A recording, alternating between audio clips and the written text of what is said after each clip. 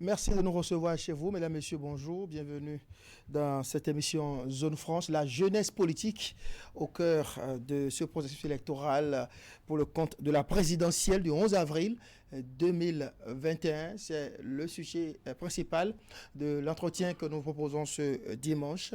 Notre invité, Laurent Zomaï, est élu communal dans la commune de Lokossa. Il est le président notamment du cadre de concertation de la jeunesse. Avec lui, nous allons analyser les sujets brûlants de l'actualité nationale, en lien bien évidemment avec cette élection présidentielle du 11 avril. Laurent Zomaï, bonjour. Merci d'avoir accepté notre invitation. Bonjour, monsieur le journaliste. Eman Aniaboussou, bonjour. Bonjour André Doussa, Laurent Zomaï, bonjour. Bonjour. Bienvenue sur ce plateau. L'actualité, c'est l'interpellation de Dame Rekiat Madougou, candidate recalée des démocrates à l'élection présidentielle du 11 avril prochain. Alors, comment réagissez-vous à une telle arrestation ou à une telle interpellation? Merci, monsieur Aniaboussou. Je voudrais d'abord d'entrée vous dire infiniment toute la satisfaction de la jeunesse à vous voir sur les actualités par rapport à votre métier. Et je pense que vous faites la fierté de notre jeunesse. Et pour cela, nous voudrons quand même vous dire toutes nos félicitations. Et pour ce qui concerne l'arrestation donc de notre sœur, parce que Rekia Madougou est la sœur donc de tous les Béninois. Et ce qui s'est passé, je pense que ce n'est pas pour porter entorse à quoi que ce soit, ni à elle-même, mais c'est pour arrêter la saignée qui risque donc d'emporter notre pays. Et sans vous mentir, moi, je voyais le truc venir quand je lisais un peu notre sœur sur les réseaux sociaux et dans la presse et tout ça et les réactions et tout ça, et je me disais que quelque chose comme ça pouvait venir. Quelque chose comme ça pouvait venir parce qu'il faut rapidement arrêter la saignée pour que cela n'emporte pas plus donc de Béninois. Voyez-vous. Vous n'avez donc pas été surpris par cette interpellation? Non, pour moi, non. En tant qu'acteur politique, je me suis dit, si j'étais dans la position que je pouvais être, je ferais ce qui s'est passé exactement pour que une seule personne, lorsque vous allez par exemple à la conduite, l'auto-école, on nous apprend souvent, et quand vous voyez deux personnes d'un côté, une personne de l'autre, et que l'accident est inévitable, il vaut mieux aller vers une seule personne. Et je pense que c'est ce qui est fait. Ça permettrait à beaucoup donc de nos parents, à beaucoup donc de nos compatriotes de se sauver la vie, même des gens qui couraient autour et risquaient leur vie, parce qu'ils ne savent pas d'où le coup peut partir, d'où le coup peut provenir, et donc et qui ça va atteindre, on ne sait pas. Donc voyez-vous, il fallait rapidement arrêter cela pour que cela n'emporte pas plus donc de Béninois. Et je pense qu'il est fait, ça, là maintenant, ça n'a emporté aucun Béninois. Vous semblez approuver cette interpellation de Mme Rekia Madougou. C'est quand même une jeune femme politique comme vous, jeunesse militante également. Comment cela se fait? Pourquoi est-ce que vous, contrairement à d'autres, vous semblez adouber ce qui a été fait, cette interpellation? Oui, lorsque vous êtes à un niveau donné, il faut savoir raison garder. Voyez-vous?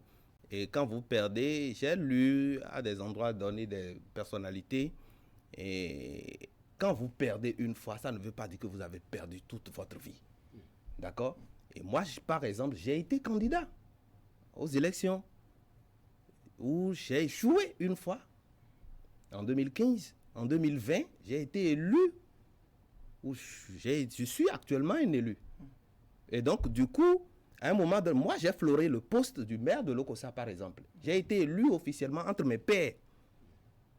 Et c'est la loi interprétative qui, le lendemain, a eu raison sur moi. Mais je n'en ai pas fait un souci. Ça ne veut pas dire que je ne serai pas le maire de Lokossa jusqu'à mourir. Non, du tout pas. Ça peut venir un beau matin. Donc, Rekia Madougou, notre sœur, n'ayant pas rempli toutes les conditions, certainement, l'Assemblée et la Sénat l'a recalé. Ce n'est pas encore une fin en soi. Donc, elle ne devrait pas quand même, de ce fait... Est-ce qu'elle n'a pas le droit de manifester sa désapprobation, son mécontentement, tout au moins? Mais elle n'était pas la seule recalée. J'étais une vingtaine recalée. Mais pourquoi pas les autres? Pourquoi certains ont préféré la voie de la justice et lorsqu'ils ont été contraints à un moment donné qu'ils n'ont pas raison, ils se sont retirés dans l'espérance donc de revenir une prochaine fois. Elle pouvait faire de même. Et moi, quand je disais tout à l'heure que je m'y attendais, c'est que je me disais, voilà une sœur qui est en train de perdre sa chance de l'avenir. Pourquoi? Parce que s'il se taisait, il pouvait avoir plusieurs raisons à l'avenir. Même en politique, à des moments donnés, le silence donne raison. Moi, à un moment donné, à l'Okosa, et j'ai pas voulu faire cadeau, mais les grandes personnes m'ont dit non, tais-toi. La population va te donner raison plus tard. Peut-être pas aujourd'hui. Et je pense que ça a été une réalité. C'est une réalité. Je fais le constat déjà. Voyez-vous? Et notre sœur Rekia Madougou n'a aucun intérêt à mettre du feu dans le pays. Étant donné, si elle se considère comme une béninoise, si elle a des parents ici, si elle a des sœurs, elle a des frères, si elle a des amis, effectivement, et si elle se considère véritablement une militante, qui a aussi d'autres militants, elle ne devrait pas avoir l'idée ou l'intention même de mettre du feu. Est-ce qu'on doit donc lier cette interpellation à ces différentes prises de position sur la toile ou même en conférence de presse Bien sûr, je pense que vous lisez à peu près notre sœur, vous l'écoutez à peu près. Dans ses sorties, moi je l'ai lu, je l'ai entendu. Ça frise l'insurrection. Je dis bien sûr, ça frise l'insurrection. Et cela ne la profite pas, cela ne vous profite pas, cela ne nous profite pas. Nous, on n'a nulle part à aller. Je n'ai pas de résidence au Togo, je n'ai pas de résidence au Nigeria ni au Burkina. Tout ce que j'ai, c'est au Bénin ici. Et si elle nous considère véritablement comme des frères, elle devrait quand même réagir de façon pacifique et ne pas inciter à la violence. Il y a eu cette sortie du procureur spécial près la Criette, Mario Lhomme, Cécile Métanou. Est-ce que cette sortie est venue vous rassurer davantage sur ce qui a conduit à l'arrestation de Rekia Madougou? Sans vous mentir, monsieur le journaliste, je peux vous dire que là où je suis apaisé. Je suis apaisé parce que j'ai vu ma soeur en sécurité d'abord, elle-même. Parce qu'elle n'était pas en sécurité. Là où il y aura du bruit, elle peut avoir un coup aussi. Ah, bien sûr. C'est ça qu'elle a oublié. Le coup peut même aller jusqu'à l'atteindre dans sa propre maison, dans son propre lit, c'est possible. Si les gens commençaient par casser sa maison, on rentrait dans sa chambre, on l'atteint. Elle a eu un coup. Beaucoup d'autres personnes. Donc d'abord, je suis rassuré qu'elle-même, elle est en sécurité. Je suis rassuré que tous les Béninois sont en sécurité. Je suis rassuré que ma génération est en sécurité. Puisque j'ai besoin de ma génération, nous avons besoin de cette génération pour l'avenir du pays. Voyez-vous? Et donc, du coup, je pense que ce qui s'est passé et la sortie donc du procureur rassure tous les Béninois, encore moins ma personne. C'est bien, mais n'oublions tout de même pas que ce qui a conduit à cette interpellation de Rekia Madougou, c'est le processus électoral, c'est la présidentielle, où un certain nombre de candidats ont été recalés parce que ne remplissant pas les conditions. Comment vous appréciez ce processus électoral qui a conduit à ces événements-là? Je voudrais d'abord vous dire que ce n'est pas le processus électoral qui a conduit notre sœur à cette destinée, mais plutôt sa propre réaction.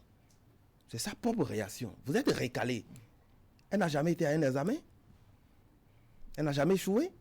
Bon, peut-être pas. Mais ce n'est pas parce que j'ai échoué à un examen que je vais réagir devant le jury. Du tout pas. Pour dire que l'office donc, du baccalauréat ne m'a pas forcément mis sur la liste des admis. Elle peut faire ça. Pourquoi ici? Et donc je pense que elle ne devrait pas réagir. Elle n'avait pas du tout de raison à réagir. La seule voie qu'elle avait, c'était la voie de recours. Et ça, c'est la Cour constitutionnelle. Et si la Cour constitutionnelle ne lui donne pas raison, elle se range. Si véritablement elle était venue dans l'esprit de la paix, et dans un esprit pacifique, et qu'elle avait l'intention de devenir un jour présidente de la République du Bénin, je ne pense pas qu'elle fasse ce que... Est-ce que vous voulez dire, M. Zoumaï, à mot couvert, que la présence de Rekia Madougou en tant que candidate des démocrates a été pour vous une surprise? Du tout pas, tout Béninois. Moi, j'ai 40 ans, je peux être candidat. Vous pouvez être candidat. Donc, Rekia Madougou, candidate, ce n'est pas une surprise. Du tout pas. Pour moi, du tout pas. Ça n'a pas été du tout une surprise. Mais elle n'a pas rempli toutes les conditions pour être portée véritablement. Elle a été candidate à la candidature. Elle n'a pas été candidate. Jusque-là, Rekia n'a jamais été candidate. C'est quoi la nuance? Expliquez-nous. Oui, lorsque la Sénat lance le dépôt des dossiers pour les candidats, vous postulez. Vous attendez que la Sénat délibère. C'est après délibération, si vous voyez votre nom, ça veut dire que vous avez rempli toutes les conditions. C'est là que vous vous dites candidat. Rekia n'a jamais été candidat aux élections présidentielles. Elle a été candidate à la candidature.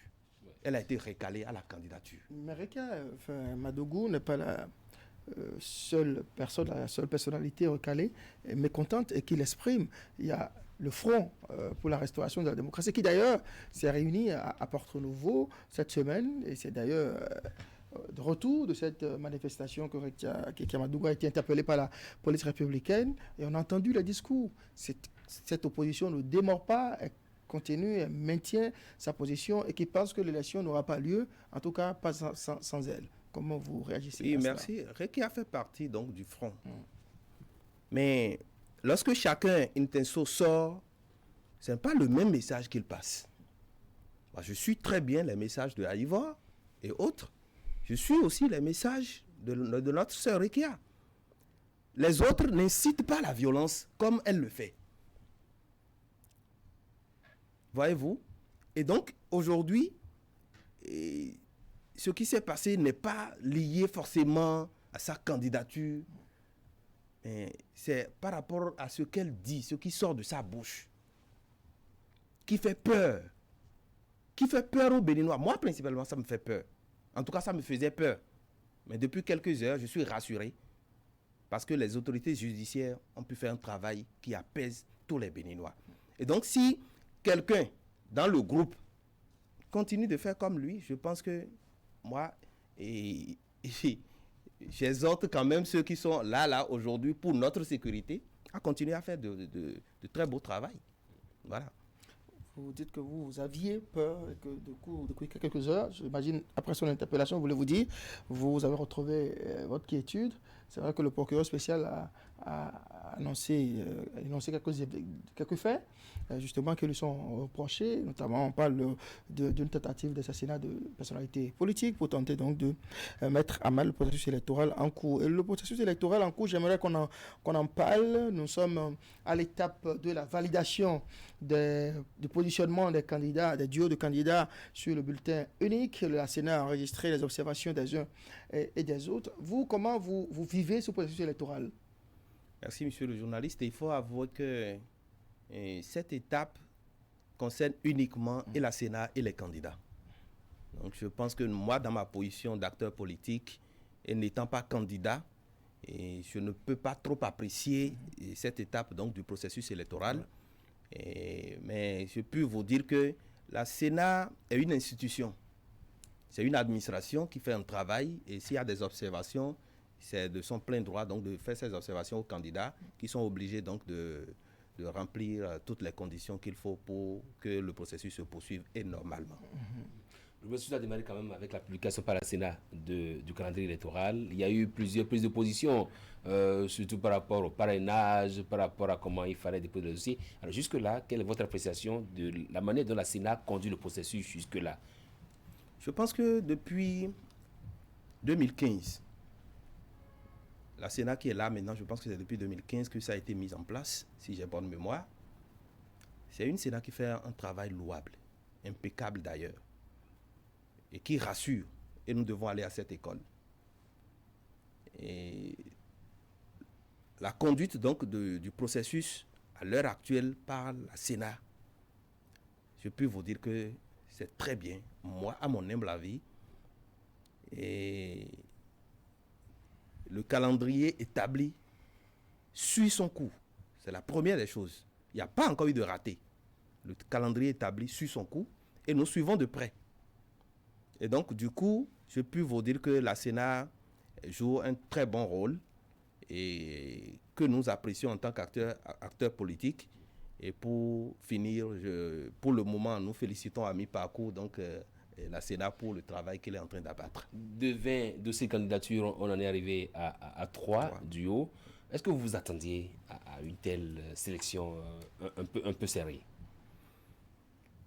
Bon, moi, sans vous mentir, de loin, je me disais, quand je suivais un peu les débats où d'aucuns disent nous, on n'a pas besoin de parrainage pour être candidat, je me dis ça, c'est se tromper d'abord.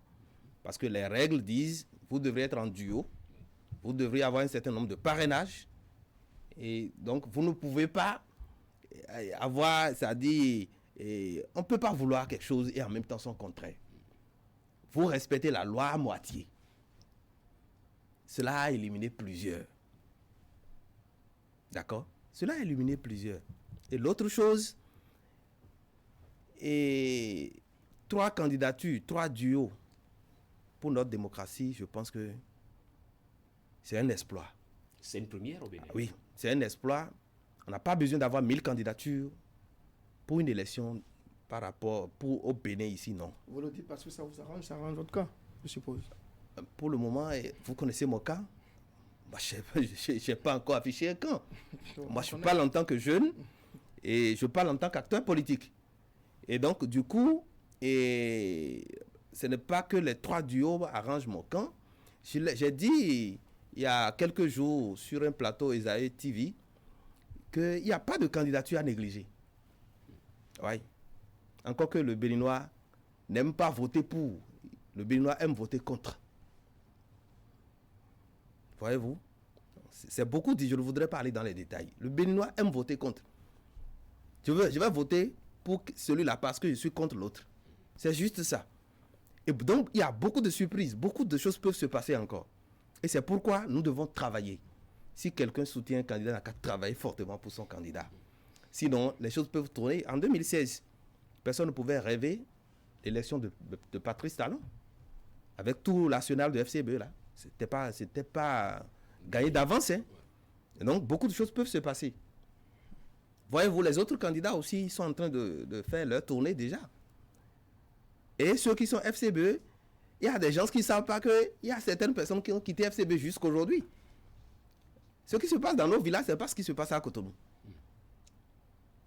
Et oui, bon, pour le moment, je peux vous dire qu'il n'y a pas de candidature à négliger.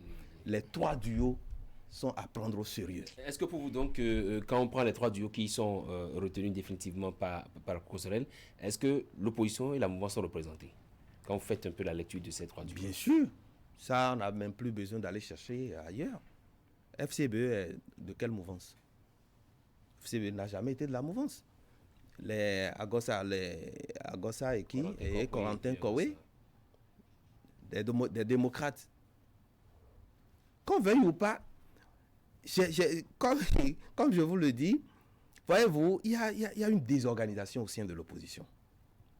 Oui, il y a une très désorganisation au sein de l'opposition. Vous voyez, on est à 3 ici. Si nous sommes une équipe, et que moi j'ai la prétention d'être candidat au poste du DG Canal 3, et que le choix se porte sur quelqu'un d'entre vous deux, j'accompagne parce que nous sommes ensemble. Ou bien, ce n'est pas ça. Si ce n'est pas ça, ça veut dire que chacun courait son intérêt. Ce n'était pas l'intérêt du groupe au fait. En tout cas, je ne voudrais pas plaider leur cause parce que je ne suis pas opposant. Voilà. On va attendre l'élection, enfin le début de la campagne électorale le 25 mars pour mieux apprécier, mieux peut-être apprécier votre engagement, puisque vous dites que vous n'avez pas encore de camp. Mais à présent, je voudrais qu'on change de sujet. Je voudrais vous emmener sur le quinquennat de la rupture. Patrice Talon est au terme de son mandat à la tête du Bénin. À votre avis, a-t-il réussi sa mission?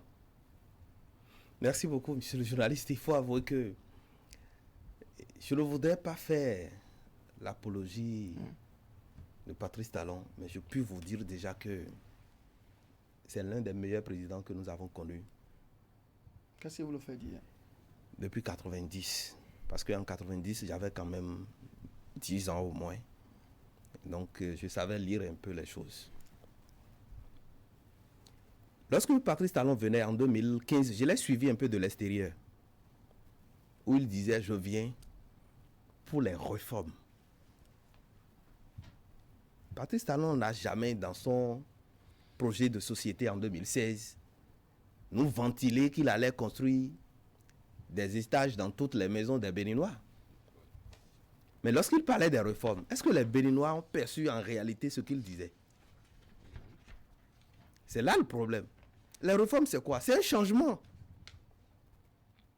C'est un changement. Et ce changement-là est opéré aujourd'hui. Et pour opérer un changement, ce n'est pas le régime du changement d'alors. Du tout pas. C'est un changement pragmatique. C'est un changement qui nous permet aujourd'hui de dire que telle chose a été cassée et reconstruite. Sur toute la ligne, de secteur X à secteur Y, il y a un travail impeccable qui est fait dans notre pays. Un travail impeccable qui est fait dans notre pays. Je me rappelle, en 2003, j'étais un peu proche d'une personnalité responsable au ministère de l'Énergie qui, dans nos causeries, me disait, pour construire une centrale électrique, il faut au minimum 10 ans. Je ne voudrais pas nommer la personne, mais il fait partie des hautes personnalités du secteur de l'énergie. Il est encore vivant, il est là. 2003 En 2003. Vous voulez parler de Jocelyn Débé? Non, puisque je n'ai pas dit un ministre. Corentin Coré, ancien des GSBE. Jocelyn Débé n'est pas un énergéticien. Donc, du coup, qui me disait pour construire une centrale électrique, il faut au moins 10 ans. Nous avons eu des centrales électriques construites dans l'intervalle de 3 ans. Ça, c'est Félix Yassou-Dansou. Je voudrais parler de Rompati Marus. Ah oui, d'accord. Oui, des GSBE. Voilà. Un expert dans le domaine, en la matière. Dans l'intervalle de 3 ans, nous avons eu des centrales électriques qui nous permettent de résoudre la question, définitivement la question de délestage dans notre pays.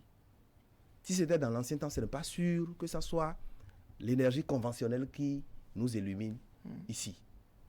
C'est peut-être votre groupe électrogène qui serait en marche.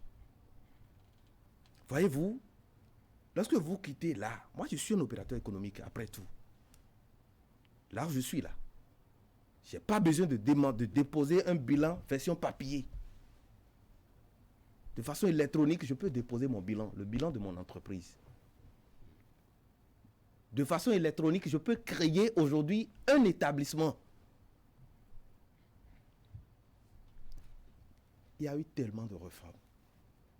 Et ces réformes-là, ce n'est pas pour nos anciens. C'est pour nous d'abord, jeunes. Et c'est pour cela que nous nous battons corps et âme pour que cela soit pérennisé. Si c'est pérennisé, nos enfants vont en gagner davantage. Vous allez aujourd'hui au bac, au BPC, au CEP, depuis votre salon, vous avez le résultat de votre enfant. Nous avons connu par le passé des accidents. Des jeunes bacheliers, des jeunes brevetés, parce qu'ils sont allés consulter leurs résultats et au retour, ils ont fait accident, ils sont morts. Ou bien, n'est-ce pas? Ça, c'est des réformes encourageantes. Et donc, du coup, dans plusieurs secteurs, c'est la même chose. Secteur agricole, même chose. Secteur éducatif, secteur judiciaire. Voyez-vous, ce qui se passe aujourd'hui, le premier point qu'on avait attaqué, si c'était l'ancienne justice, on serait là et le pire va venir. Il y a un travail coordonné et bien coordonné qui est fait. Et je pense que le chef de l'État, c'est ce qu'il nous a promis. D'ici 5 autres années, je pense que nous aurons tout ce qu'il nous faut. On n'en est pas encore là. Moi, je m'attendais à ce que particulièrement vous mettiez l'accent sur le bilan économique de Patrice Talon, les performances économiques du Bénin. Et je le dis pour cause, parce que vous êtes très proche de celui qui justement s'occupe de ce secteur-là, le ministre Wadaï. Mais est-ce que vous faites exprès de laisser cet aspect du bilan de Patrice Talon pour nous parler d'énergie ou de la création d'une entreprise? Bon, de quelle proximité vous parlez par rapport au ministre de l'économie et des finances? Parlez-nous des performances économiques Je ne suis pas du secteur. Moi, je suis un opérateur économique. Je dis ce que j'observe, ce que je vis. Et la performance économique aujourd'hui est perceptible de tous les Béninois. La preuve, si on n'a pas les moyens, on ne serait pas en train donc de faire ces travaux. Autour de Canal 3, ici, moi je venais, je continue de venir. Il y a eu changement. Dans toutes les rues à Cotonou, c'est la même chose, à Calavi. Et chez moi, à Lokossa, n'en parlons plus. Voyez-vous, c'est parce que quelque chose marche, parce qu'il n'y a pas de réalisation sans les moyens.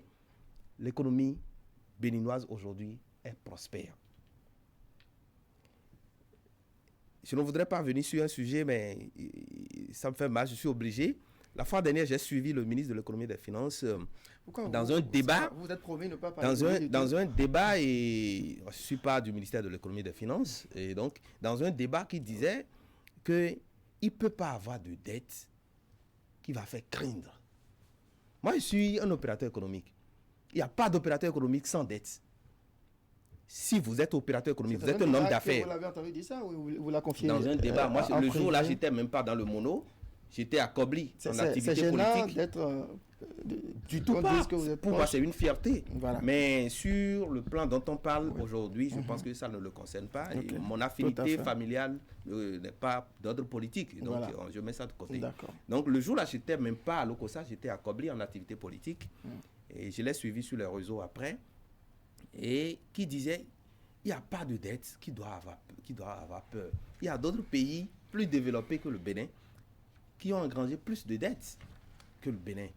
Et il n'y a pas, je dis, moi-même en tant qu'opérateur économique, il n'y a pas d'opérateur économique sans dette. Lorsque vous faites les affaires et vous êtes sans dette, c'est que vous n'êtes pas opérateur économique. Ah oui.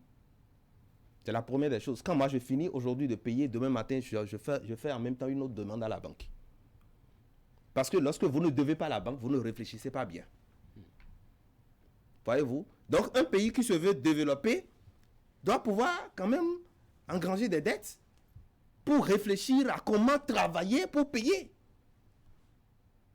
Voyez-vous? Et donc, du coup, lorsque vous avez la dette, vous allez trouver les moyens pour développer. Et sans développement, il ne peut pas avoir de prospérité. Il ne peut pas avoir de richesse. Moi, j'ai, par exemple, la fierté d'être chez moi tous les week-ends maintenant. Et pratiquement tous les week-ends, je suis à Lokossa parce que c'est développé aujourd'hui. Et je n'ai plus besoin d'être à Cotonou les week-ends. Vous l'avez dit, M. Zoumaï, Patrice Talon, quand il prenait le pouvoir en 2016, il a fallu des réformes. Alors, qu'est-ce qui, au fond, a fait qu'il n'a pas été compris des Béninois? Absolument. Merci beaucoup, monsieur le journaliste. L'incompréhension des Béninois à un moment donné, pas maintenant, hein. Depuis 2 ans, ça s'est dissipé, sinon depuis 1 an. C'était quoi? Voyez-vous, il y a ce que nous appelons les travaux intellectuels. Pour bâtir, il faut d'abord les travaux intellectuels. Il faut des études. Ça a pris du temps. Donc, les Béninois n'ont pas vu de façon tangible les projets sortis de terre. Mais on a dit qu'il faut casser, réforme là. Il faut casser pour construire, reprendre. C'est ce que ça veut dire. Il faut reprendre. Et pour reprendre, il y a des choses qui étaient là, qu'il faut enlever pour ramener d'autres. Vous voyez? Donc, ça a pris du temps et le Béninois, étant impatient, s'est dit, mais rien ne se fait. Mais, en un clin d'œil, dans l'intervalle d'1 an, tout est sorti. Et tout le monde a commencé par applaudir. Même ceux qui se disent contre Talon, ils applaudissent dans leur chambre. Parce que les routes là, ce n'est pas nous seuls qui les utilisons. Ils en profitent. Leurs véhicules n'ont plus de problème tous les week-ends. Toutes les semaines, ils vont plus chez le mécanicien. Ça, c'est l'œuvre de Patrice Talon. Ils en sont conscients. Hein? Mais puisque tout le monde aspire à la même chose. Mais on vous dira que l'État a une continuité. Patrice Talon n'est venu que compléter ce que les autres ont fait. Je vais parler de Boni Yayi, je vais parler de Mathieu Kérékou, les efforts Soglo. Oui, la continuité. On n'a pas fait de la continuité, on a fait comment on appelle? On a fait des réformes.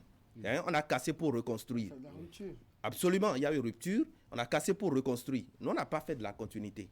D'accord? Il y a pas, mais l'administration a une continuité. Ça veut dire que tout n'est pas banni. Tout ce qui se faisait n'était pas autant mauvais, mais la majorité était mauvaise. Et c'est ça qu'on a essayé de mettre de côté, même en termes comportementaux. Nos propres comportements ont changé aujourd'hui. Si vous voyez le Béninois au bout Ouais, de moi, 5 ans... puisque j'ai fait aussi le régime de Yahya Boni. Tous les week-ends, nous, on était en activité politique. Ce n'est plus possible aujourd'hui. C'est plus possible aujourd'hui. Nous, on animait des meetings. Moi, je suis un expert d'organisation de meetings. Et on l'a fait tous les week-ends avec l'ancien président. Meeting de remerciement, marche de soutien... Même quand quelqu'un veut être nommé, il grâce. suffit qu'il trouve 1 million, il organise quelque chose, le lendemain, il est nommé. Tout ça, là, c'est parti. Voyez-vous? Tout ça, là, c'est parti. Et le Béninois, aujourd'hui, se donne véritablement au travail. Se donne véritablement au travail. Il n'y a pas de meilleure vie sans le travail. Alors, qu'est-ce qui a constitué, au fond, le déclic chez le Béninois? Parce que le Béninois qui... On a changé le Béninois du jour au lendemain. Il a fallu forcément quelque chose pour que le Béninois puisse changer. Oui, parce que au début, on avait parlé de serrer ceinture. Ça faisait dur parce qu'il fallait couper avec certaines habitudes. Et donc, du coup, ça a coûté un peu. Mais avec le temps, on s'habitue. Lorsque vous voulez sevrer un bébé, c'est pas compliqué. Au début, là, il crie, mais 2-3 jours après, il s'habitue. Donc, je pense que c'est ce qui s'est passé. Qu'est-ce qui vous rend le plus fier dans l'action de Patrice Talon à la tête de notre pays? Wow, c'est d'abord le courage. C'est d'abord le courage. Parce que moi, je suis un courageux. Et quand je vois le président de la République, je dis il faut ça pour le Bénin à un moment donné. Et Dieu merci, c'est en notre temps que c'est venu. Donc, on en bénéficie. Voyez-vous? Et même dans votre propre maison, si vous voulez évoluer, ça, c'est des principes. Hein, et vous devrez avoir quand même des règles. Et si quelqu'un ne respecte pas ces règles-là, il faut taper dur. C'est sans pitié. Et c'est quoi votre plus grande déception par rapport à son bilan? Déception à la date d'aujourd'hui? Bon, je n'en ai pas trop... Talon, il est parfait, il fait toutes choses bien pour vous, c'est ça? C'est quelqu'un, avant de faire d'abord quelque chose, il réfléchit. Parce que je ne l'ai pas vu sur des fronts échoués. Et en tout cas, je n'en ai pas trop constaté. Et les seules fois que j'ai fait ce constat, c'est par rapport à la révision de la Constitution, où ça a échoué. Mais cela ne dépendait pas de lui. Cela dépendait de la mauvaise volonté de ceux qui étaient à l'Assemblée. De la mauvaise volonté de changer les choses. Parce qu'ils ont grandi dans ça. Ils ont vieilli dans ça. Et vous avez vu, et lorsqu'on a essayé de balayer tout ça, et les choses ont repris normalement. Et aujourd'hui, eux-mêmes, ils en sont contents. N'oubliez pas qu'on parle de Parlement monocolore aujourd'hui. Qu'est-ce que vous mettez dans Parlement monocolore? Voyez-vous, et moi j'ai toujours dit, en politique là, et la fois dernière, j'ai un jeune qui ne me soutenait du tout pas à l'OCOSA, mais à un moment donné, il a rejoint mon équipe, et je lui dis, mais quand on veut sortir, il dit, mais aujourd'hui, mais toi, laisse place à ton copain là avec qui tu étais. Il dit, en politique là, on ne laisse pas sa place à quelqu'un. Donc BR ne va pas laisser ses profits à l'UP. L'UP également. Ça, c'est clair. Donc, dire que... c'est pas un du jeu tout d'enfant, pas, la politique. du tout pas. Moi, je suis conseiller communal, Union progressiste. Ça ne veut pas dire que si à tout moment je trouve mes intérêts, que je vais dire non, parce que l'autre aussi est UP, là, il faut lui donner... Non, du tout pas. Chacun préserve ses intérêts. Absolument, surtout que c'est un challenge. Qu'est-ce que Patrice Talon a apporté à la jeunesse, selon vous? Patrice Talon a apporté beaucoup de choses à la jeunesse, surtout en termes de réforme. En termes de réforme qui garantit notre avenir, garantit l'avenir de la jeunesse. Et sur le plan politique, il a assaini quand même le paysage politique qui nous permet quand même d'accéder facilement au pouvoir, même si nous n'avons pas les moyens, et de réfléchir normalement que d'être suiviste. De réfléchir normalement en politique que d'être suiviste. Et sur le plan éducatif, je pense que beaucoup de choses sont faites. Et c'est pour la jeunesse. C'est pour la jeunesse.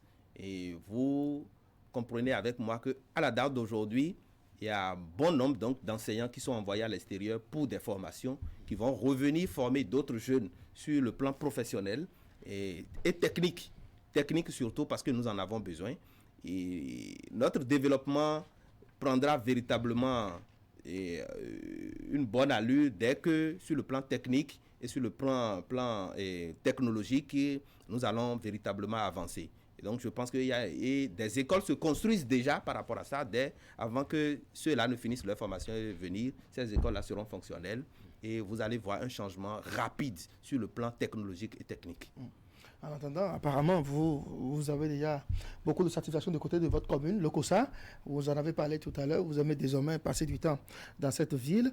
Mais une ville vit-elle uniquement de béton, d'asphaltage? Merci beaucoup. Et le COSA ne vit pas seulement de béton.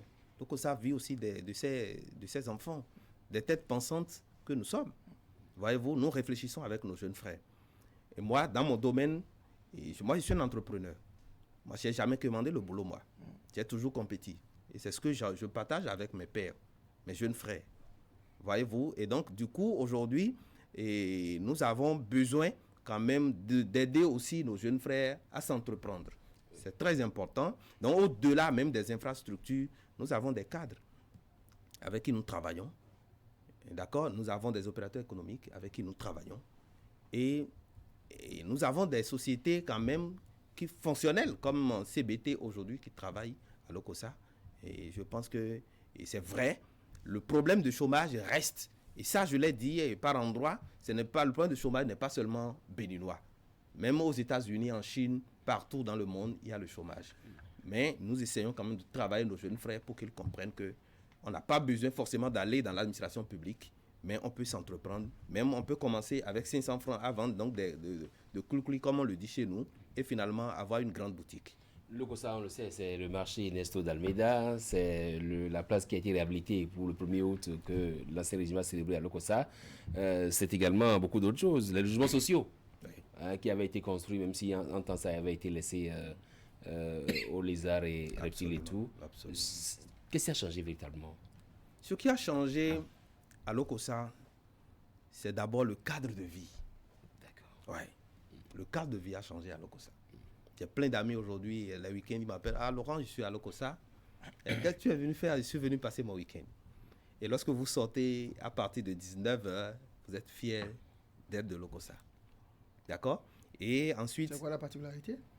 Ah, aujourd'hui, l'Ocosa est. Non, vous dites 19h. Qu'est-ce qu'il fait? Oui, la lumière. La lumière, les routes, les infrastructures socio-communautaires. Et donc, l'Ocosa a changé. Étant donné que c'est une petite ville, ça a été. Il y a un changement rapide et nous on est fiers d'être de l'Ocosa. Voilà.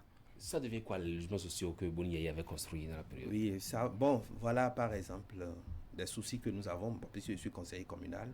C'est un véritable souci pour moi. Pourquoi? Parce que si aujourd'hui on ne peut pas, ces logements sociaux, on ne peut pas les habiter. On ne peut pas les habiter en tant qu'opérateur économique, entrepreneur. C'est des choses à raser. Donc vous voyez, c'est des pertes. C'est des pertes qu'on a eues par le passé. Combien donc de chantiers le chef de l'État actuel a engagé et qui sont restés donc dans ces conditions? Il n'y en a pas. Même pas un seul. C'est pourquoi je vous disais tantôt, le chef de l'État, avant d'aller sur une piste, il réfléchit et quand il va, il réussit. Il y a des travaux de base qu'il faut toujours faire, comme les travaux intellectuels, les études, des trucs comme ça. Aller chercher réellement les fonds, être sûr que les fonds existent. Il n'y a même pas eu pose d'une seule pierre pendant 5 ans. Mais les choses se font aujourd'hui. Allez à Calavi, il y a plein de logements sociaux. C'est aussi la CITEX, c'est aussi CBT. Tout cela, ça devient quoi?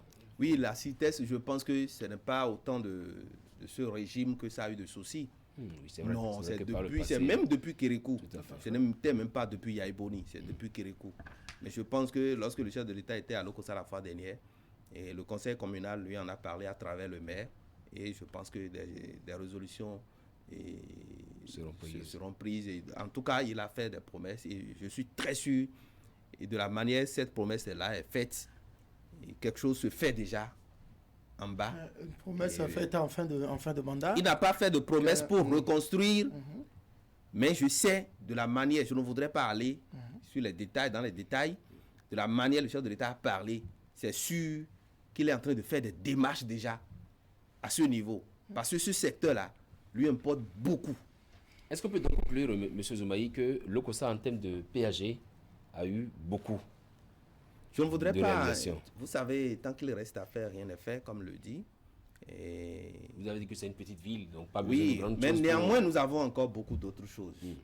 On a besoin encore. Le stade de Lokossa, par exemple. Absolument, on a besoin. C'est pourquoi il il dit on a besoin de beaucoup d'autres choses. Notre maison de peuple, qui est encore en souffrance, on a besoin de ça. Notre stade, et on n'a pas encore eu ça. Et il y a beaucoup d'autres choses qui nous manquent encore. Il y a encore des rues qui ne sont pas encore asphaltées à Lokossa. Et nous n'avons même pas encore asphalté la moitié, mais en tout cas, on est satisfait de ce qui est fait. Comme on le dit chez nous, et mieux vaut avoir un que deux, tu l'auras. Tu vois? Et donc, ce que nous avons, on se contente de ça d'abord, mais néanmoins, on continue de demander beaucoup d'autres choses pour que Lokossa se retrouve. Que devient le marché Nestor d'Almeida? Oui, le marché est coordonné par la mairie. Coordonné par la mairie, et je pense que c'est l'un des meilleurs marchés aujourd'hui dans le mono. Et donc la mairie fait un travail louable. Ça a été réhabilité ce marché ou c'est toujours dans l'état? Oui, bien sûr. Bon, pas réhabilité aux normes internationales et comme les marchés qui se construisent actuellement, mais je pense que ça doit être dans le plan. Ça doit être dans le plan, même si ce n'est pas Nestor d'Almeida. On a besoin quand même de marchés modernes comme ce qui se fait actuellement. On en a besoin à Lokossa. Je profite pour faire la doléance.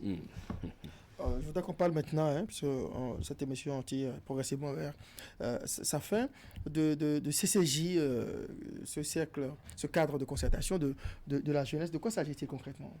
Merci, monsieur le journaliste. Il faut avouer que le cadre de concertation des jeunes est né en avril 2017 et travaille pour la promotion de la jeunesse d'abord. Travaille pour l'emploi indépendant.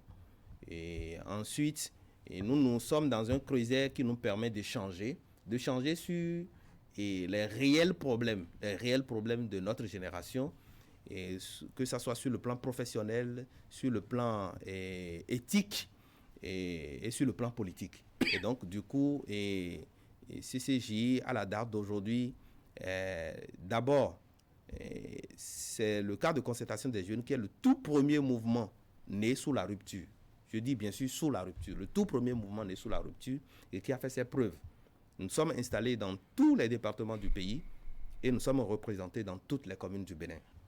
Et en termes d'activité politique, nous en avons plus que tous les autres mouvements. Autant dire parti politique, M. Zomaï. Oui, pour le moment, nous ne sommes pas encore allés là parce que nous marchons sûrement. On dit qui va lentement va sûrement. Nous ne sommes pas pressés. Nous ne sommes pas pressés du tout. Mais nous faisons, à la date d'aujourd'hui, nous comptons des conseillers communaux. Nous comptons donc, pour ne pas dire des députés, parce que nous comptons des suppléants députés qui aujourd'hui sont aussi presque députés. Oui, mais donc, vous n'avez pas dû aller aux élections seul ou est-ce qu'elle était membre de CCJ? Oui, on a été considéré et positionné sur des listes par notre travail. C'est pas parce que si on était dans nos maisons, les bras croisés, personne ne viendra nous chercher. C'est parce qu'on est en train de faire des travaux politiques et les gens nous ont constaté, qui nous ont fait appel pour nous positionner sur les listes. Et notre présence sur des listes, on fait gagner des listes. Bien sûr, notre présence sur des listes, on fait gagner des listes par endroit.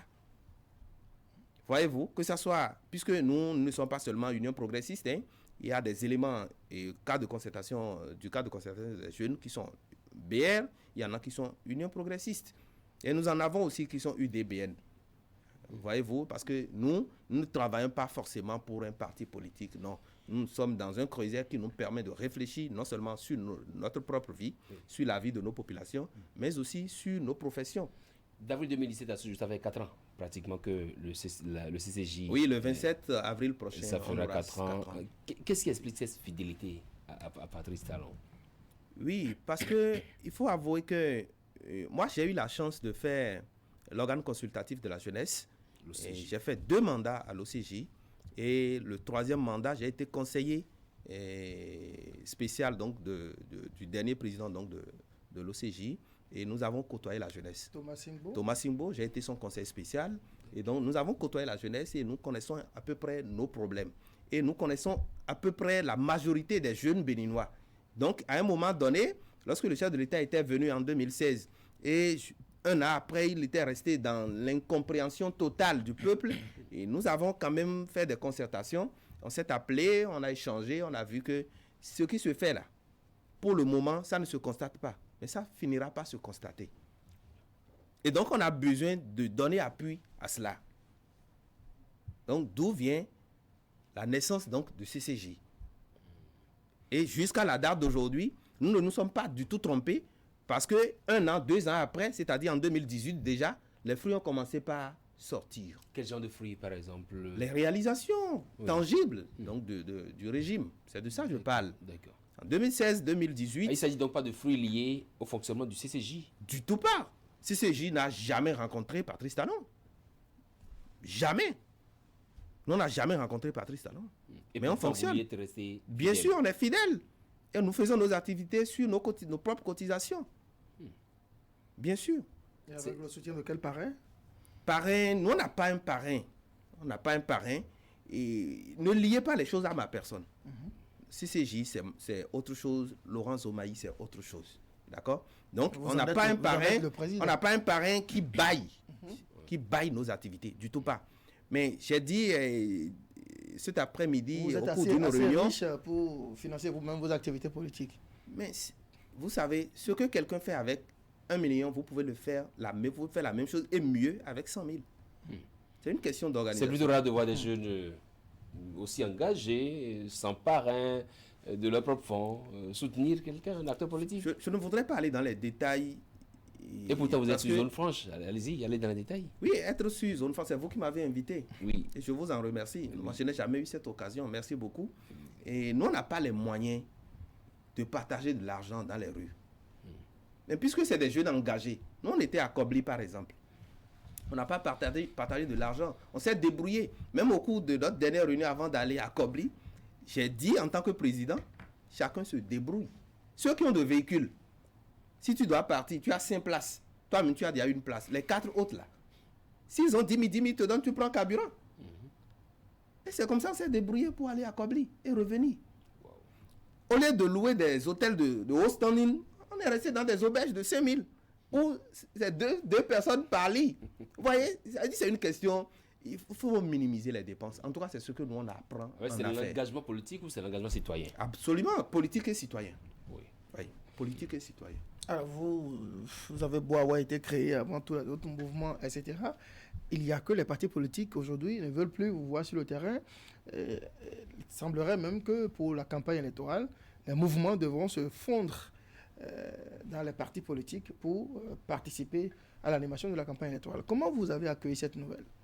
Merci beaucoup, monsieur le journaliste. Je pense qu'il y a exactement 1 semaine, j'ai essayé de clarifier ce dossier. Mais à la date d'aujourd'hui, cette question-là est dissipée définitivement. Comment? Dissipée définitivement parce que le chef de l'État n'a jamais demandé, je reprécise, n'a jamais demandé que les mouvements se fondent dans les partis politiques pour sa réélection. Jamais. Le chef de l'État, même, il ne peut même pas dire ça.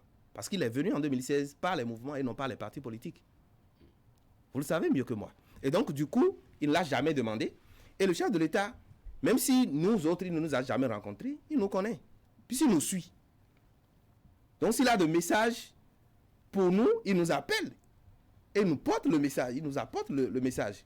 Il n'a pas besoin de passer par un parti politique pour nous adresser un message ou bien pour nous inviter à quelque chose. Voyez-vous? Et lorsque ce message-là était venu, moi, c'est un de mes camarades donc, du bureau national du CCJ qui m'a appelé pour dire « Ah, président, tu as lu telle chose là, je t'envoie ça. » Il m'a envoyé le truc. J'ai souri, j'ai dit « Mais c'est pas vrai. » Parce que je me suis dit « Ah, ça veut dire que nous existons vraiment. » Si les partis politiques ont lancé un ballon d'essai, c'est un ballon d'essai. Ah d'accord, c'était pour voir votre vigilance. Il a dit que c'est pas vrai et que le chef de l'État n'a jamais pris une telle décision. Lorsqu'ils ont dit ça, la nouvelle a parcouru les toiles au moins pour 2 semaines. Quel mouvement vous avez vu vers un parti politique? Pas un seul. Pas un seul. Ce qu'ils font là, c'est la même chose que nous faisons. C'est la même chose que nous faisons. Moi, je voudrais inviter même nos aînés qui dirigent aujourd'hui les partis politiques que nous ne sommes pas en guerre avec eux. Le travail que nous faisons, c'est pour être rassurés. Rassurés d'abord d'un fort taux de participation aux élections prochaines. Parce que nous nous sommes assis, on a fait des études, on a fait des analyses.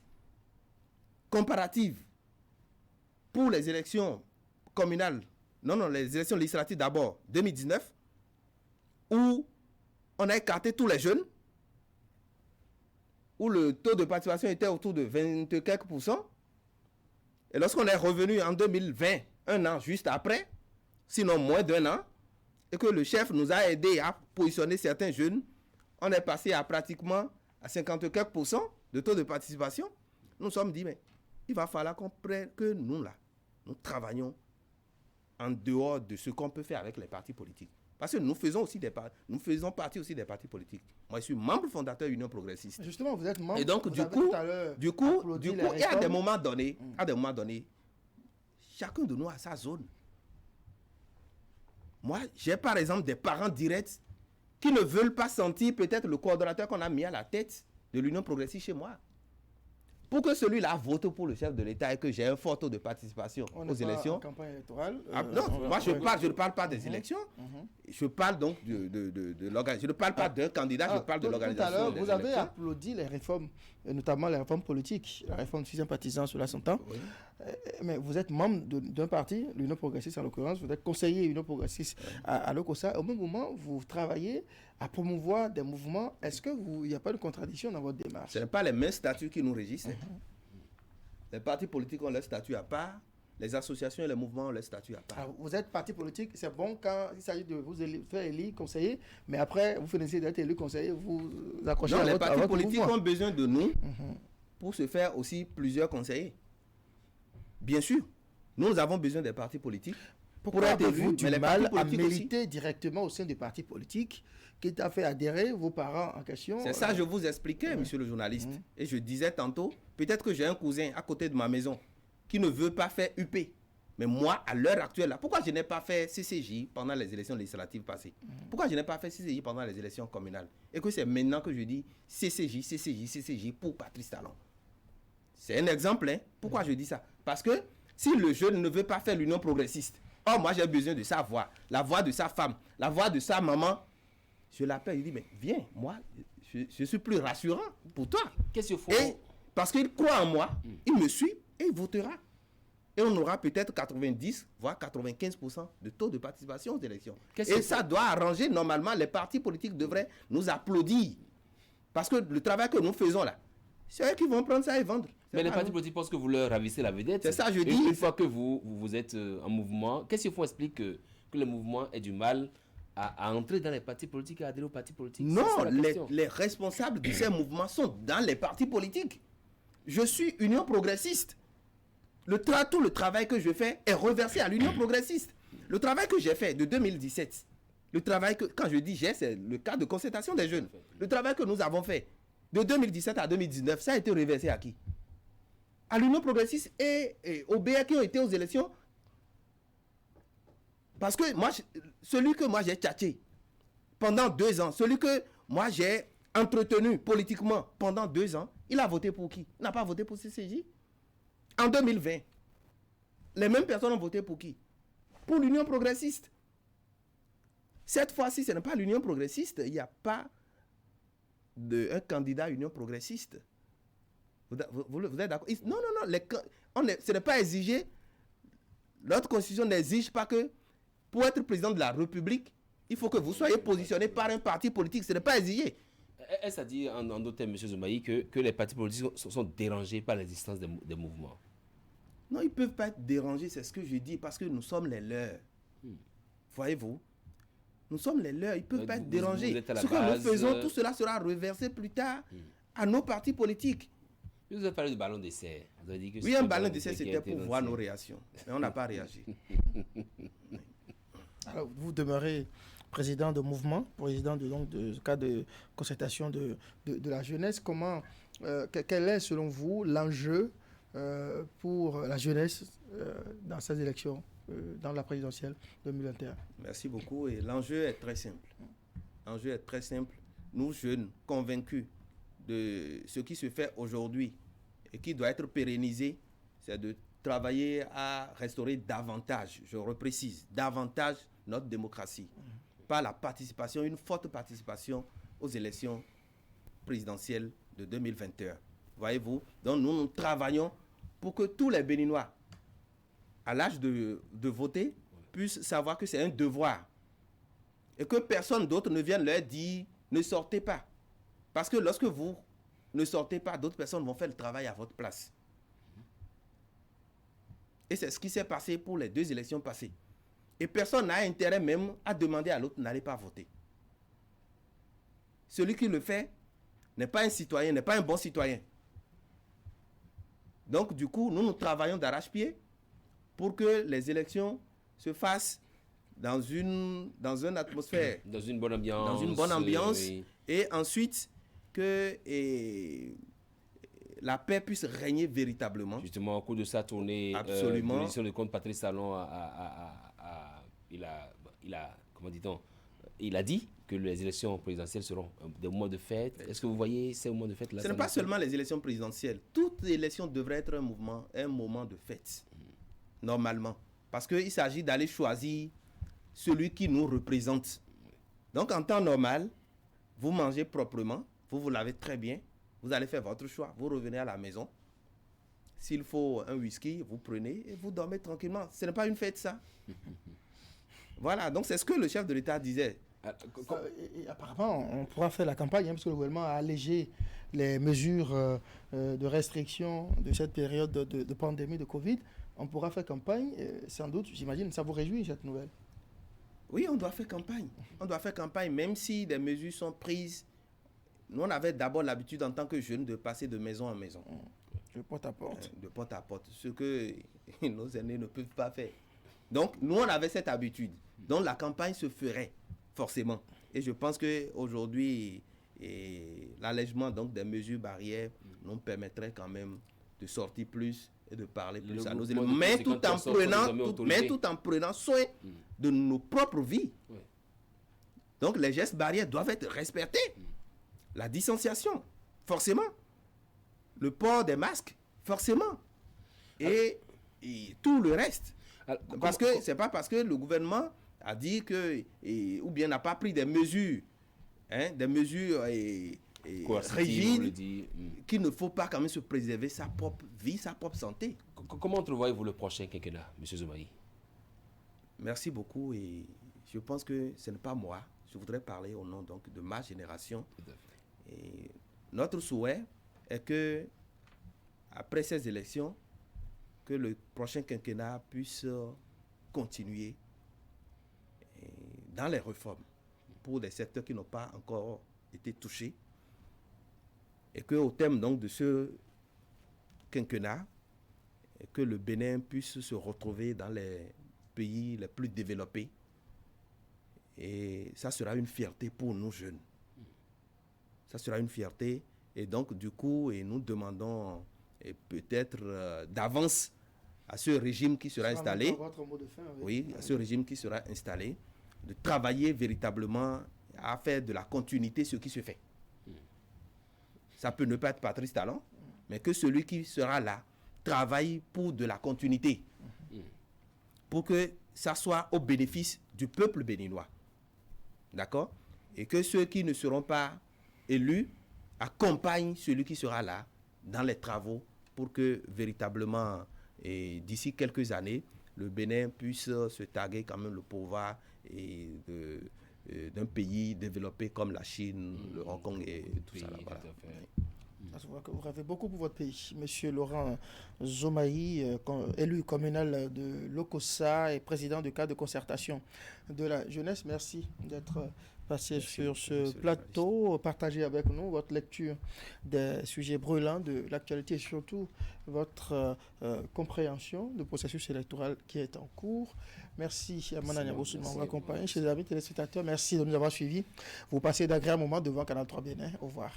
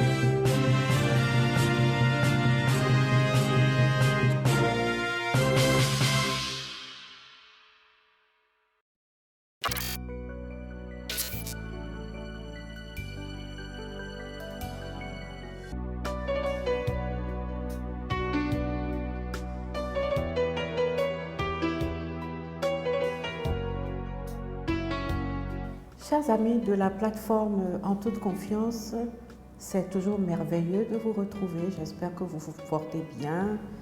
Je voudrais aussi vous dire que je me porte bien, que nous rendons grâce à Dieu qui nous fait lever chaque matin. Ça nous semble évident, mais ouvrir les yeux le matin, cligner de l'œil, se lever, marcher, c'est une grâce. Pouvoir se mouvoir, pouvoir se déplacer, pouvoir faire pipi, pouvoir manger, tout ça c'est une grâce. Et je crois que rien que pour ça, nous devons pouvoir chaque jour nous sentir heureux et être reconnaissants à celui qui, grâce à qui nous continuons d'avoir le mouvement, l'être, la volonté, etc. Donc je vais très bien et j'espère que vous aussi. Alors aujourd'hui, je voudrais partager avec vous la réalité que l'autre face de ce que nous appelons problème a pour nom opportunité. Je vous l'avais dit, je crois, à notre première rencontre de 2021. Je le répète parce que je l'expérimente et que donc j'en ai conclu que c'est vraiment une vérité. J'ai donné l'exemple de la Covid-19 sur lequel je reviens aujourd'hui pour dire que derrière un problème, il faut voir s'il ne se cache pas une opportunité. Je vous parlais donc la dernière fois d'un exemple où je me disais que peut-être que certains avaient perdu leur emploi ou vu leurs affaires tomber à l'eau à cause de la Covid-19. C'est terrible, c'est démoralisant. Chacun de nous a un parent qui souffre des effets de la Covid-19. C'est démoralisant et c'est angoissant parce qu'à chaque fois, c'est toute une famille qui dépend financièrement du revenu de la personne qui n'a plus d'emploi, des fruits du commerce de quelqu'un dont le commerce a périclité. Donc, l'angoisse d'une personne, en fait, cache derrière elle l'angoisse de toute une famille, de plusieurs membres d'une même famille. Mais il ne faut pas désespérer. Tant qu'on a la vie, c'est qu'il nous reste assez de ressources, assez de sagesse intérieure, assez d'expérience, assez d'intelligence pour rebondir. Car en fait, ce dont on a besoin d'abord, bien souvent, ce n'est pas l'argent. C'est une idée. C'est de prendre une décision. C'est d'éprouver un désir. C'est de surmonter, les effets pervers de la Covid-19 qu'on subit en ce moment pour prendre le temps de rassembler ses énergies, prendre une décision, laisser son esprit s'aérer un peu pour pouvoir ressentir des désirs, générer de nouvelles idées, concevoir quelque chose de nouveau, d'original, qui va ensuite produire du revenu. Il faut être déterminé à faire quelque chose, à ne pas croiser les bras dans le découragement, dans les lamentations, accuser la Covid, accuser les autres. Non, il faut changer cette attitude-là et c'est ça qui permet de voir un autre horizon, de relever la tête, de surélever la Covid-19 et de voir un horizon pointé. On m'a raconté l'histoire d'une jeune dame béninoise qui avait commencé avec une idée, vendre de la bouillie. Donc, elle n'avait pas d'argent autre que l'argent qui lui servirait à faire du feu et à acheter de quoi faire la première bouillie clu-clu dans une quantité qui lui permettrait de vendre, de récupérer tout ce qu'elle a pu dépenser pour faire cette bouillie, donc de produire un peu de bénéfice. Elle a trouvé un endroit stratégique. Elle a utilisé le peu d'argent qu'elle avait pour faire la première bouillie qu'elle a commencé à vendre. Je voudrais dire ceci. Elle avait toujours le sourire. Elle était très propre. Proprement habillée, pas richement habillée, proprement habillée, bien balayé l'endroit où elle a déposé sa marchandise de bouillie, des bols propres, une eau claire qui montre bien que les bols sont lavés dans de l'eau claire et le sourire. petit à petit, au jour le jour, comme sa bouillie était bien préparée, très bonne, les gens ont commencé à prendre rendez-vous le matin auprès d'elle, à boire la bouillie. Et un jour, quelqu'un lui a dit, mais ta bouillie là, et si tu faisais un bon yogourt de coco pour accompagner? On aimerait bien. Deuxième idée. Idée qui a été produite du fruit de sa première idée, de son attitude, du fait qu'elle ne s'est pas assise quelque part pour pleurer sur son sort, mais qu'elle a éprouvé un désir, qu'elle s'est dit, je vais faire quelque chose. Deuxième idée, yogourt de corps, ok. Comme elle avait commencé déjà à faire un peu plus de bénéfices, elle a fait du yogourt de corps. Là aussi, elle a soigné le yogourt de corps. Le yogourt de corps était croustillant, bon, dans une huile qui est renouvelée régulièrement. Et puis le yogourt de corps plus le coco, ça a commencé à bien marcher. Ses clients lui ont dit vraiment, et donc certains se sont vraiment abonnés. Elle avait donc commencé à avoir une clientèle sûre. Plus maintenant, ce que le bouche à oreille ramenait. Si je vous dis qu'aujourd'hui, cette jeune femme est toujours au bord de la voie, mais n'est plus assise sur un tabouret en train de vendre son accru, mais a pu louer un local qu'elle a aménagé et qu'elle a ouvert le premier restaurant local spécialisé en petit déjeuner à la béninoise. Vous avez du accru, vous avez du acclionou, vous avez le coco simple, vous avez le aboko, vous avez la bouillie de mil, vous avez la bouillie de sorgho, vous avez tout. Vous avez même des bouillies excellentes pour vos bébés que vous pouvez acheter et emporter chez cette dame.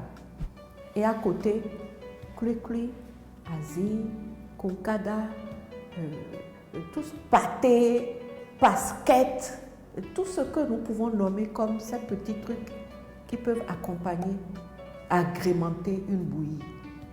Vous voyez, elle est partie d'une idée, d'un désir, d'une ferme détermination de ne pas pleurer sur son sort, d'une attitude agréable, d'une autodiscipline pour aboutir à un premier restaurant. Ça veut dire quoi? Ça veut dire que ce n'est pas l'argent qui est la première chose dont vous avez besoin.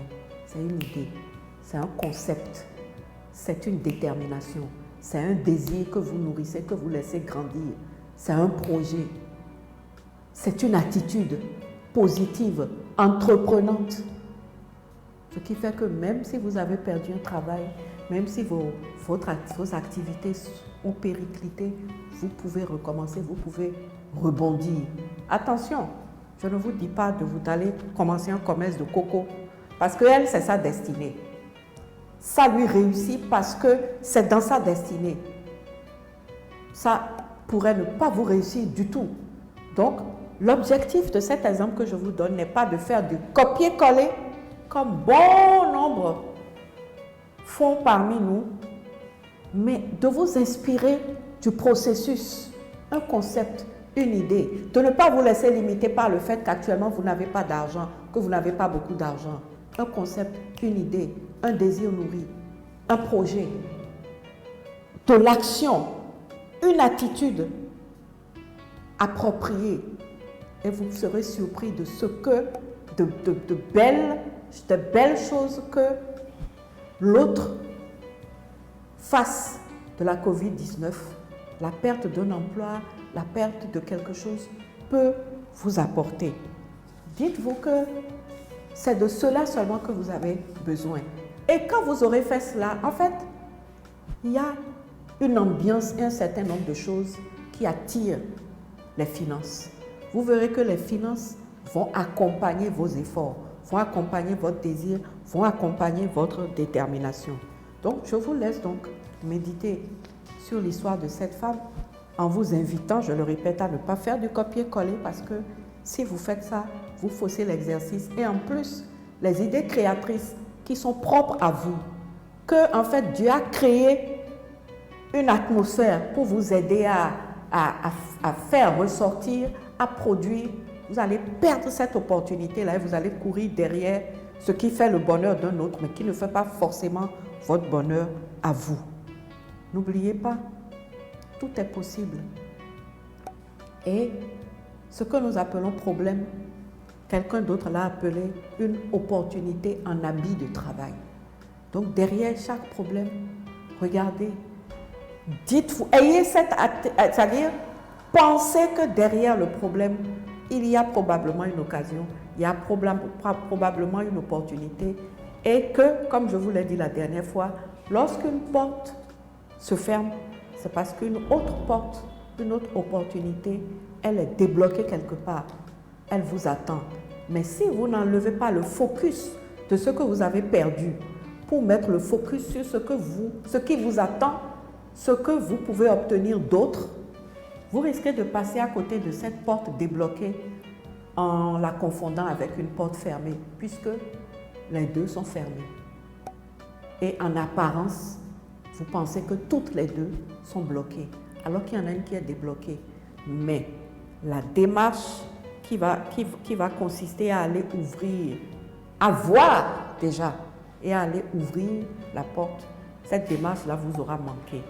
Je vous souhaite de réfléchir, je vous souhaite d'avoir cet élan-là. Je vous propose de suivre cette démarche si vous êtes dans une situation où vous ne savez pas quoi faire aujourd'hui, vous vous sentez perdu. Je vous propose de faire cette démarche. Je pense que vous ne serez pas déçus. À très très très bientôt et n'oubliez pas, un problème, c'est une opportunité qui s'est revêtue d'un habit de travail et qui attend un ouvrier. Et cet ouvrier, c'est vous. À très très bientôt pour un autre moment de partage. Au revoir.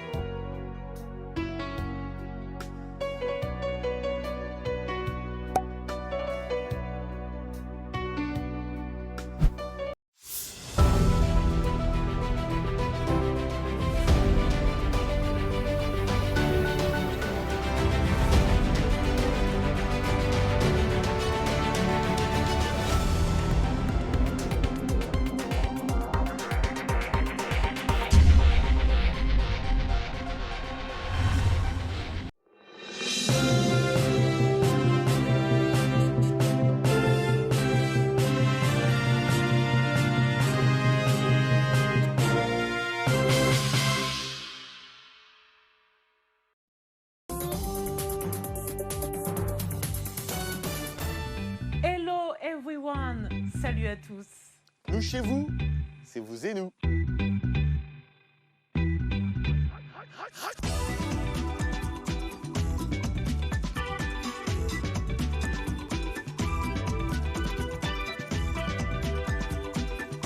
Ravi de vous retrouver pour ce nouveau numéro de Vous et nous. Comme vous le constatez, nous sommes encore en dehors des studios de la VOA pour répondre à la distanciation sociale.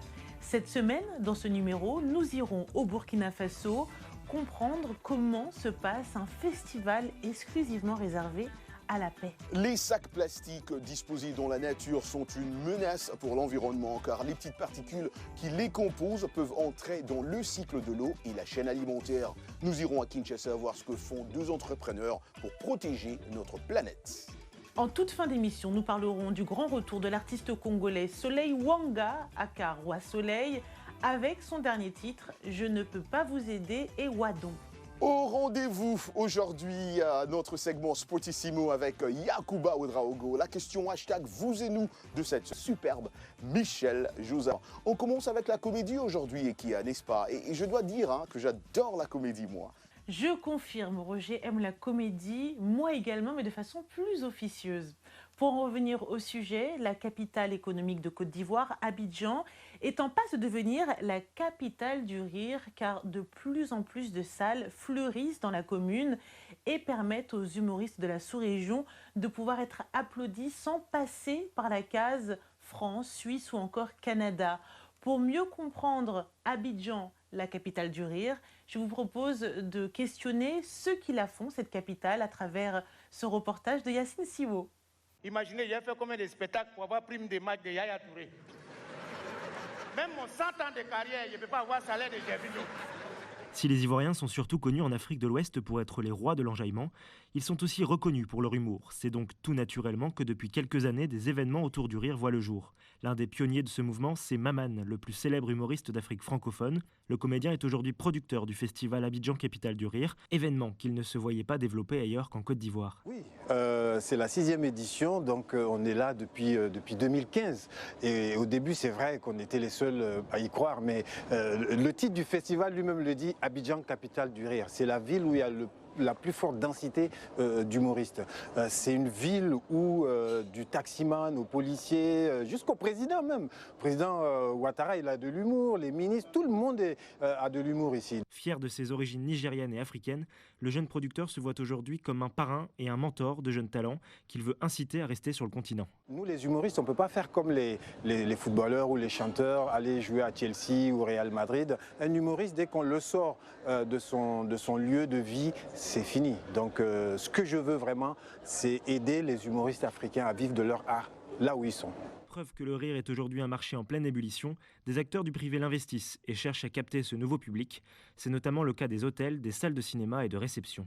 Partir sur le rire, c'était pour nous très important parce que le rire, c'est vendeur. Pour nous, c'était évident. On a monté, c'est pas le premier projet, on a monté des one-man shows, on a poussé des youtubeurs qui sont venus nous voir en nous disant oui, on aimerait bien une salle pour faire nos premiers spectacles, mais c'est cher. Et nous, on leur a dit bon, écoutez, nous on vous met notre salle à disposition, on devient coproducteur de votre spectacle et on vous donne une première scène où vous pouvez vous tester face à votre public. Il y en a beaucoup à Abidjan, des spectacles sur le rire, mais tel que ça a été présenté dans une pièce de théâtre, mise en scène, avec une vraie ligne conductrice, personnellement, j'ai jamais vu, j'ai jamais entendu.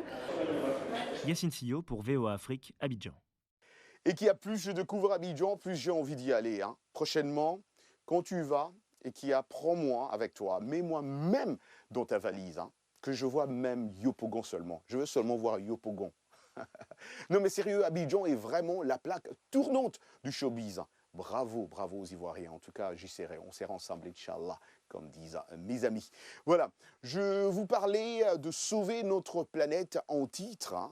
Chaque année, au niveau mondial, les courants océaniques transportent des millions de tonnes de plastique, créant d'immenses îles flottantes de plastique, ce qui peut entrer dans le système des animaux et finalement dans la chaîne alimentaire, disais-je.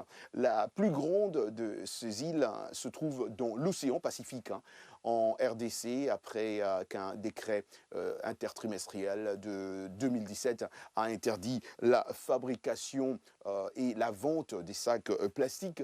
Un duo d'entrepreneurs propose des sacs en fibre de bananier respectueux de l'environnement et solides. Hein. Anastasie Tudièche les a rencontrés pour nous. Suivons. Bénédicte Kouvouna est une commerçante heureuse. La créatrice de Surprise Tropicale, bar à jus prisé de la capitale congolaise, est sur le point d'ouvrir un deuxième espace.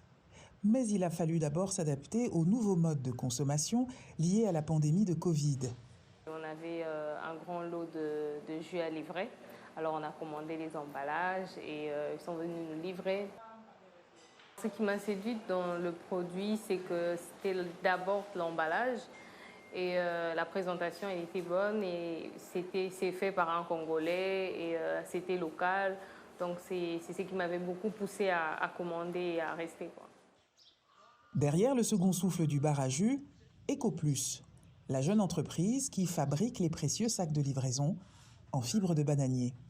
Après qu'on ait ébloui cette fibre, on va la mixer afin d'avoir la pâte à papier. Et cette pâte à papier sera trempée et puis coulée et enfin séchée. Tout ça, c'est fait à la main.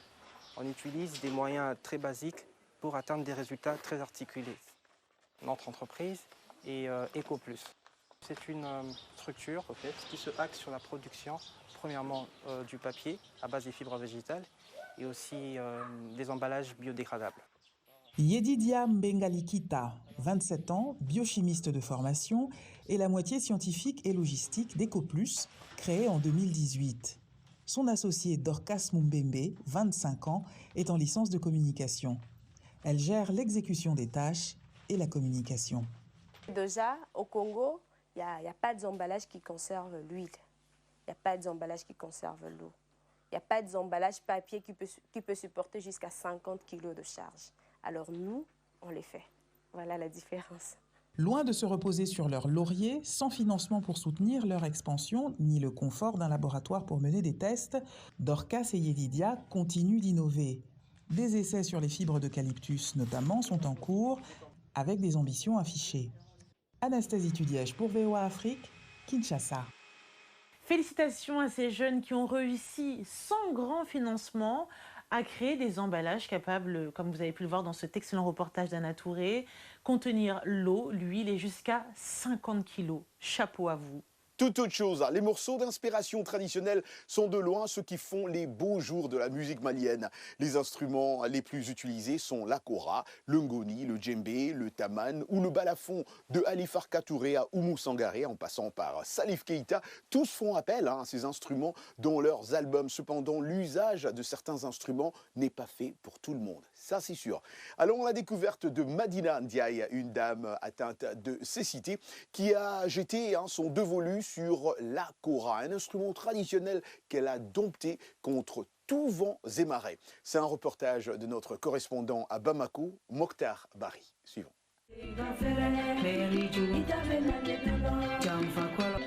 Au Mali, la kora est un instrument traditionnellement utilisé par les griots pour louer leurs yatigui.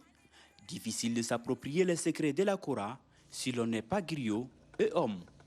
Madina Ndiaye, atteinte de cécité dès le bas âge et désireuse de faire de la musique, va, dès 1982, au sein de l'Institut des jeunes aveugles du Mali, choisir la musique, mais surtout la kora comme instrument de prédilection.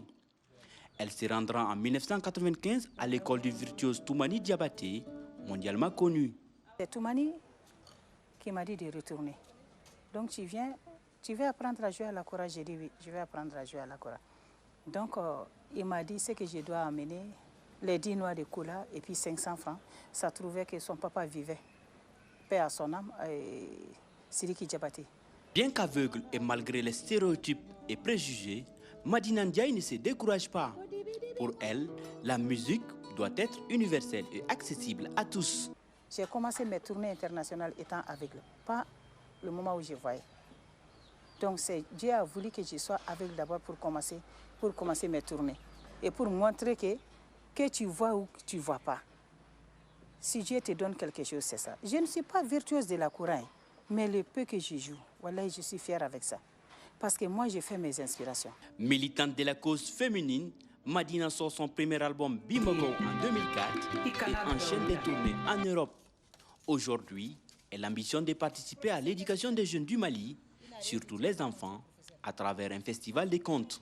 Malgré sa cécité et les difficultés liées à la production des spectacles, Madina Ndiaye est fière d'être avec la Gambienne Sona Diobarté, les rares femmes à jouer de cet instrument mythique, autrefois réservé seulement aux hommes griots.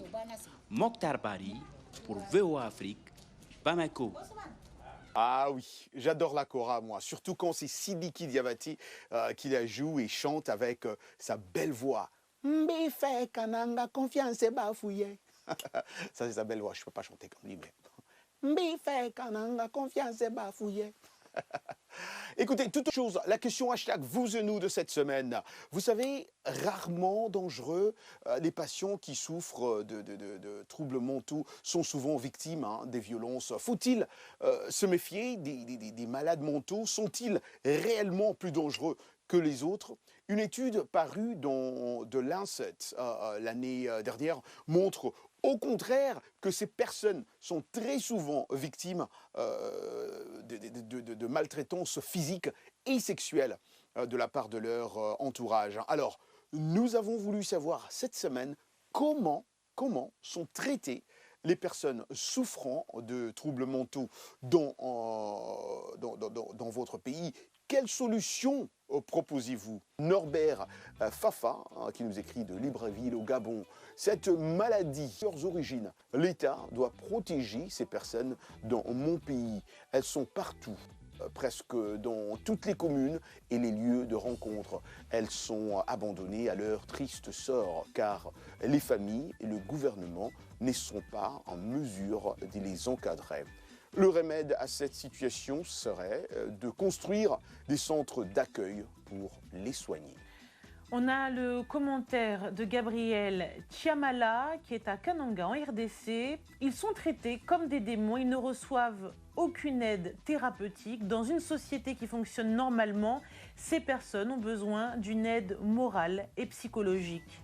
Jonathan Salomou, Goma, RDC. Dans mon pays, une personne souffre de cette maladie, on la considère comme si elle avait mis sa main en fétiche. C'est d'ailleurs pour cela qu'elles sont mal vues par la société. Je propose que le gouvernement les prenne en charge. Merci pour vos nombreux commentaires. Rappelons que la santé mentale n'est pas une maladie contagieuse. Au contraire, elle peut être aidée lorsqu'elle est décelée assez tôt. Nous y reviendrons et surtout ne bougez pas. On revient dans quelques instants, juste après une courte page de pub.